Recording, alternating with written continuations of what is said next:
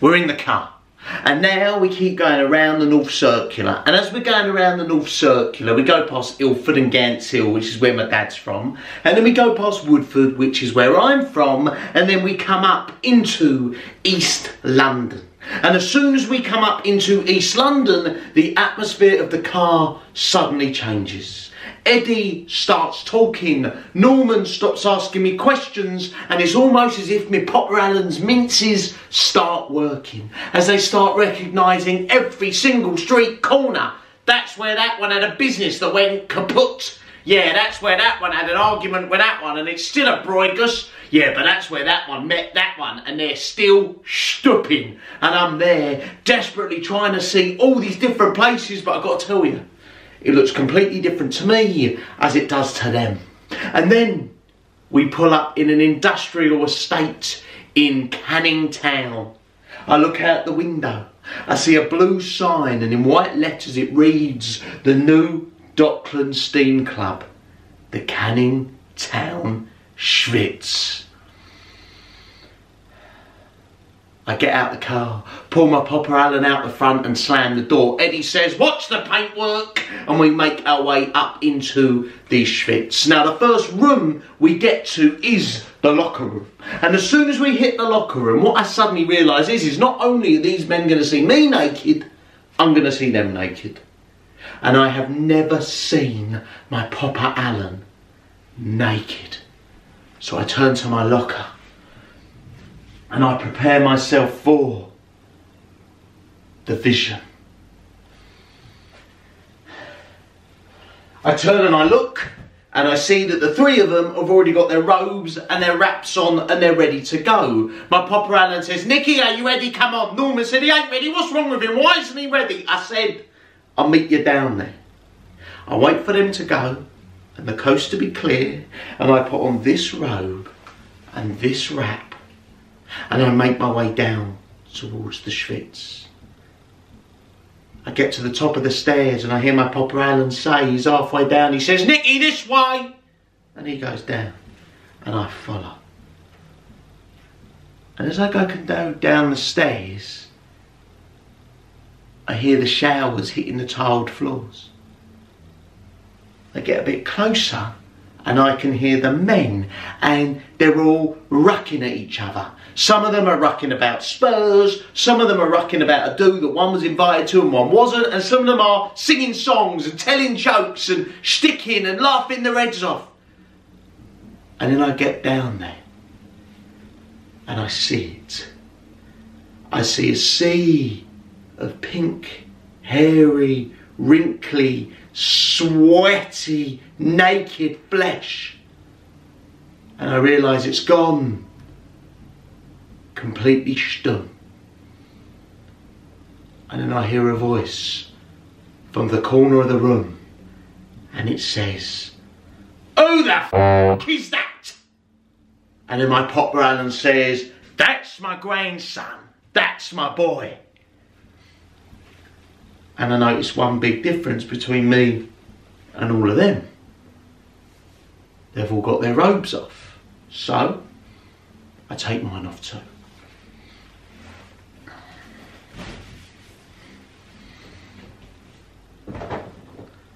And from that minute, I'm Blind Allen's boy. Everyone wants to know me, everyone wants to talk to me, everyone wants to suss me out, everyone wants me to sit next to them. But Popper Allen grabs my wrist and drags me to sit with him and the other two pilgrims from our journey. And as I sit there with them, the three of them open up their wraps to reveal themselves. And there they are, in all their glory.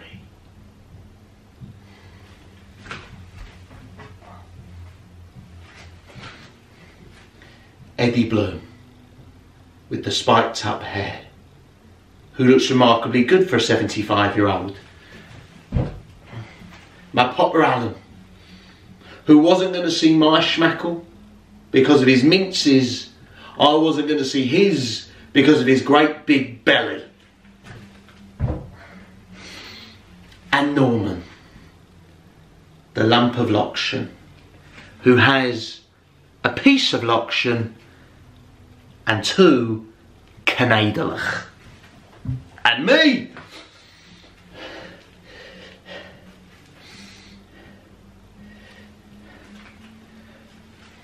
I crossed my legs. I wasn't ready yet to reveal myself.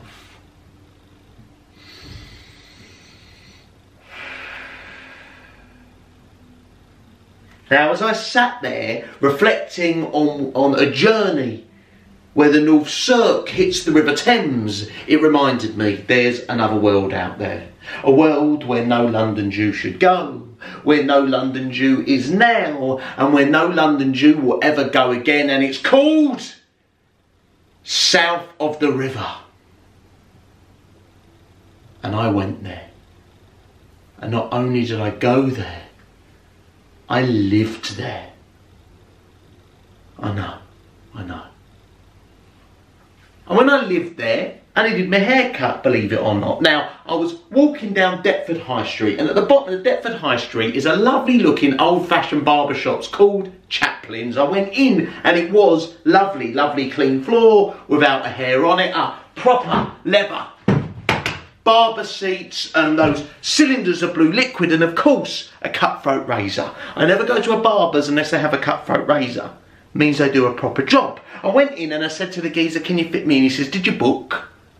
I look and the place is completely empty. I said, "No, can you fit me in?" He goes, "Certainly, sir, come and take the seats."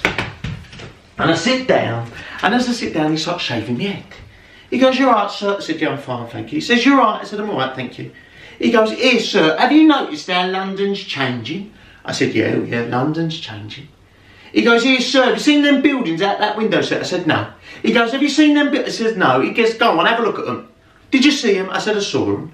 He says, "Go on, have another look." "See them?" I said, "I saw them." He says, "Do you know who owns all them buildings, sir?" I said, "No." He says, "They own all them buildings, sir. Do you know who owns them?" I said, "I don't know who owns them." He goes, "They own all them buildings, sir, but you know what? You never see them come round here, sir." I said, "I don't know who you're talking about." He says, "They own all them buildings, sir, but you know what? You never see them come round here, sir. Do you know why you never see them?" I said, "I don't know who you're talking about." He goes, "They own all them buildings, sir, but you never see them come round here, sir. You know why? Because they're scared to come round here, sir." I said, "Who are you talking about?" He goes, "They own all them buildings, sir, but you never see them come round here, sir, because they're scared to come round here, sir." I said, "Who are you talking about?" He goes, "They own all them buildings, sir, but you never see them come round here, sir, because they're scared." I said, "Who are you talking about?" He says, "They own all them buildings, sir, but you never see them come round here, sir, because they're scared to come round here, sir." I said, "Who are you talking about?" He goes,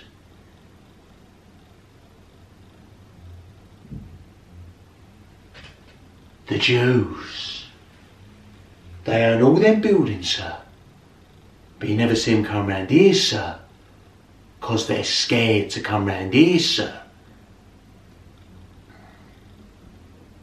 I said to him, "That's funny." He goes, "Why is that so funny?" I said, "That's funny." He goes, "Why is that so funny?" I said, "That's funny." He goes, "Why is that so funny?" And then I said, "'Cause I'm one of them." And then he goes, completely stum. He puts down the clippers and he picks up the cutthroat razor. And he just takes it, completely stum, and he shaves around my ear.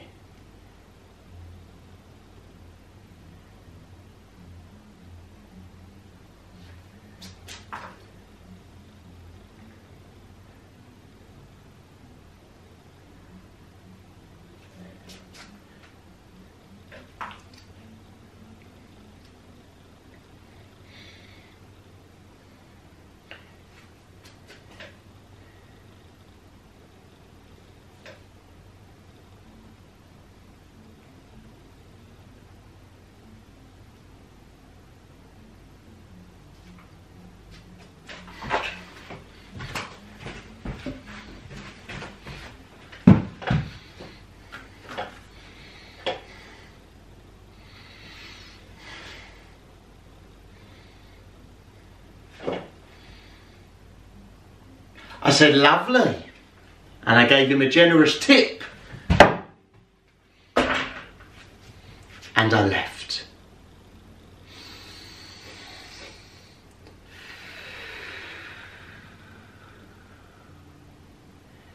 We are back in the Schvitz, and men are going into the Schvitz room completely white and coming out pink like a cooked lobster. Every so often a sweaty head will come out of the plastic curtain and say something like, "Will someone come and finish Manny off?" and go back in. Now the Schvitz is the main ritual. It is the piece de la resistance of the Schvitz, and with any ritual there are commandments. And as I sat there with the three men, they bestowed the commandments upon me. Number 1, wear flip-flops. Do not spread verrucas. Number 2, you never complain about the heat of the Schvitz. That's probably the most broken rule of the Schvitz. Number 3, we all work. We all Schvitz. Don't be a Schvitz ponce. Number 4, you wait your turn. Number 5, you got to be naked.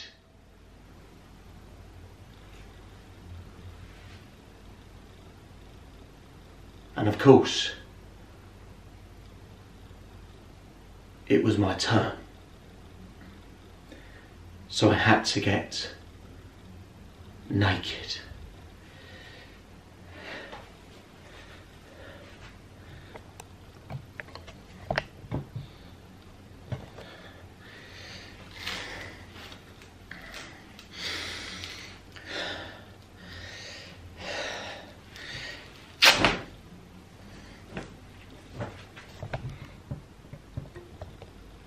What do you expect for some free videos online? You've got to pay a lot of money to see that, I hear. And as I go into the Schvitz room, Norman says to me, "Nick, if you want to come on your own, you don't have to wait for your granddad, you can come alone." And then Eddie says the nicest thing he's ever said to me, and the nicest thing he probably will ever say to me. He says, "Yeah, and don't worry, boy, we've all got tiny..." I walk into the Schvitz room, lay on the marble bench, and it's time for my Schvitz. My Papa Alan takes out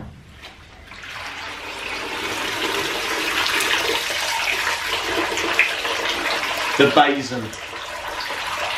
Basin is Yiddish for mop. This is what he Schvitz me with. And he grabbed a bar of soap. He rubbed me on my back with the bar of soap and then scrubbed me on top with the basin. And then he says the words I never thought he would say as I lay completely naked. He said, "Roll over." And I did. And then he Schvitzed the front, leaving no crevice unclean.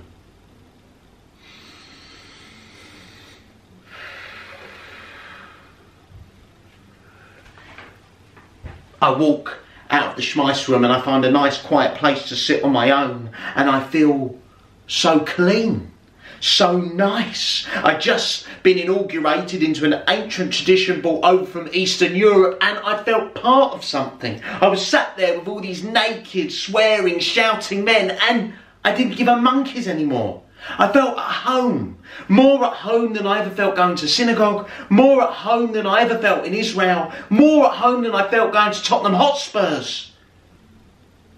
I was at home.